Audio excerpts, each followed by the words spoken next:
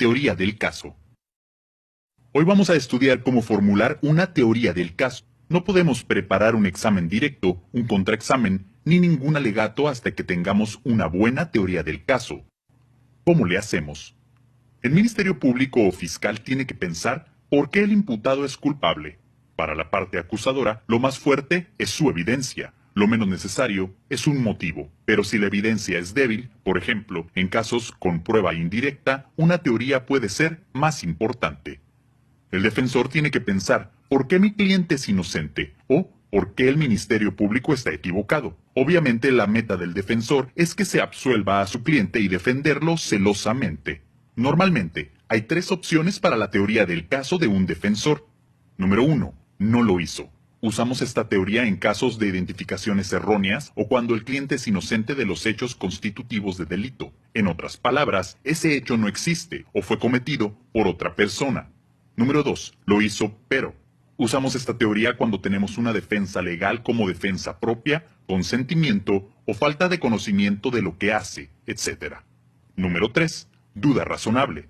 Usamos esta teoría cuando no hay otras opciones. Es la defensa más débil de todas las teorías porque no tenemos evidencia para usar a nuestro favor. Dependemos de la falta de evidencia o las debilidades de la contraparte para mostrar que el juez o jueces no tienen otra opción que absolver a nuestro cliente. Algunos ejemplos de una teoría del caso son: aunque le pegó a su hermano con un martillo, fue un accidente. Los testigos están mintiendo por prejuicio. El demandante está mintiendo por venganza. El testigo no está mintiendo, pero está identificando a la persona errónea. El imputado es culpable de un despido apresurado, no justificado o ilegal. No podemos confiar en la evidencia científica porque no se usaron métodos correctos. Lo que queremos de la teoría del caso. Antes de hablar de la teoría del caso, debemos entender qué es.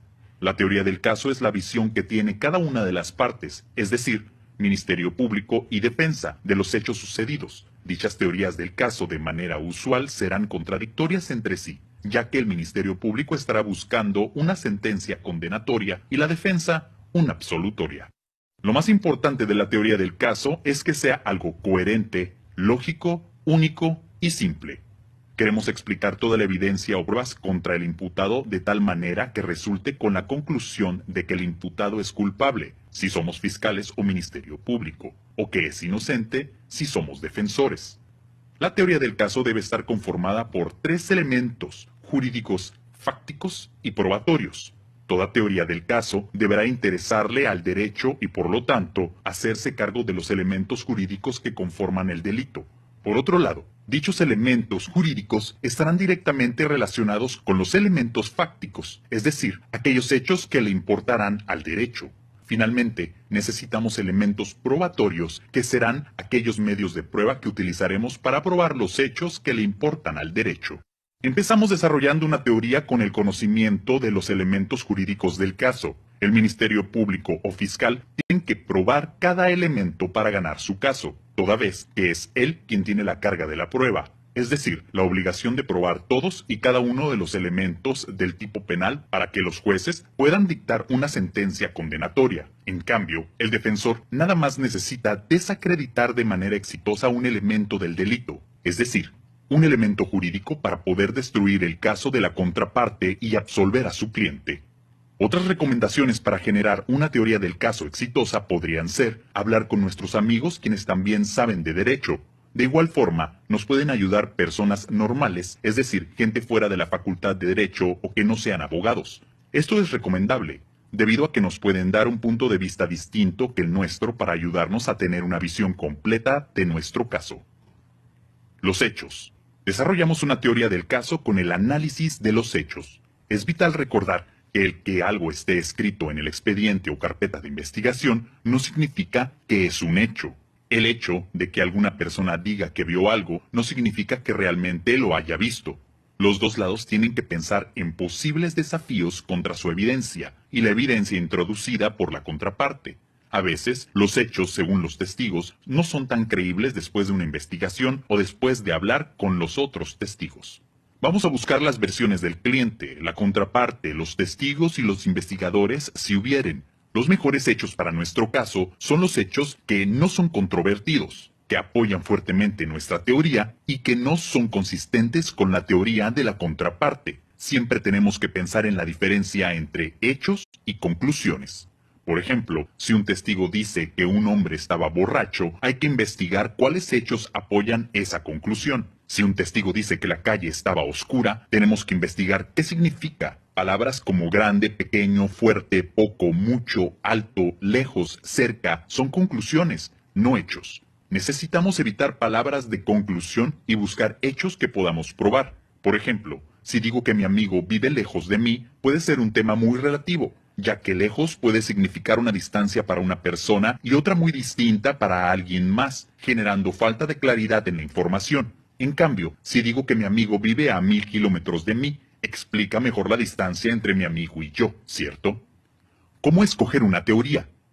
Después de investigar bien el caso, es importante ir al lugar de los hechos, hablar con los testigos y el imputado. Pero ¿cómo decidimos cuál es la mejor teoría del caso?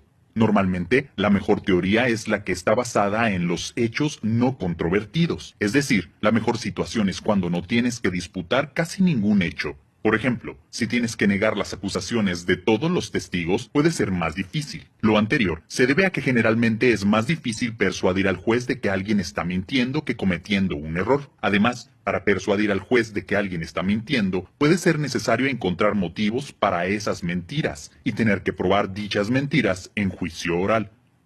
Temas.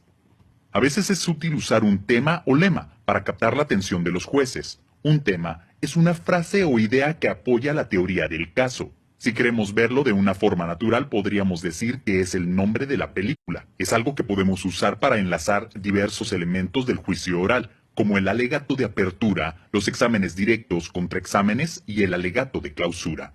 Un tema puede ayudar a captar las emociones o motivos fuertes del caso. Podemos usar la mención de emociones para explicar mejor nuestra teoría del caso, y así captar la atención de los jueces sobre él o los puntos más importantes de nuestro caso. Muchos casos involucran las emociones o motivos como medio, odio, venganza, racismo, envidia, coraje, ebriedad, oscuridad o mentiras. Si vamos a usar un tema, no puede ser algo demasiado listo, gracioso, poco relevante o tan general que podría ser aplicable para cualquier caso. Es mejor no usar un tema que usar un tema malo. Algunos ejemplos son: nuestra teoría del caso es, aunque le pegó a su hermano con un martillo, fue un accidente. Nuestro tema puede ser, en la vida cometemos errores. Nuestra teoría del caso es, el testigo no podía verlo por estar borracho. Y durante el testimonio, su mejor amigo dice, esa fue una fiesta salvaje. Nuestro tema puede ser, una fiesta salvaje. Conclusión. Tenemos que desarrollar bien nuestra teoría del caso antes de trabajar en algún interrogatorio o alegato. Si la desarrollamos bien, todo lo demás fluirá fácilmente cuando trabajamos en el resto de la preparación del caso. La teoría del caso es la brújula del Ministerio Público y la defensa para poder conducir de manera adecuada tanto su investigación como la etapa de depuración de los medios de apertura y el propio juicio oral. Una buena teoría nos dará las herramientas para organizar nuestra presentación de la evidencia y nuestros argumentos para convencer a los jueces de que merecemos ganar. Suerte.